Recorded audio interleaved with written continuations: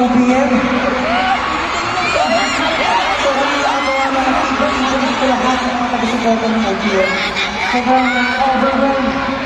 Sobrang nakaka-inspire mag-perform.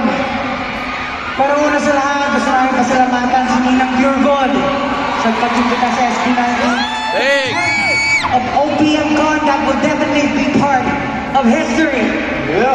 Pwede ba sabay-sabay? Salamat din ang Pure Gold in 3, 2, 1! Salamat, Ninang Pure Gold!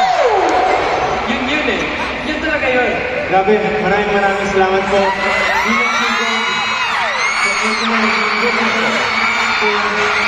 Grabe, sa support niyo ng promote ng OPM. Ah!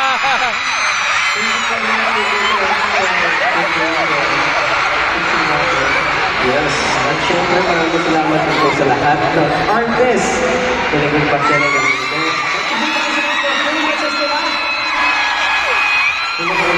Palakpakan naman natin ang Billy! Kaya! Sunkist Lola! G22! Luigi at Scar Sakli! and sa iba pang guest artists. Of course, we are grateful to be part of this event. Ang mas mga Pilipino. At para sa bawat artist na binahalo, ang mga pangarap nila hindi sumuko.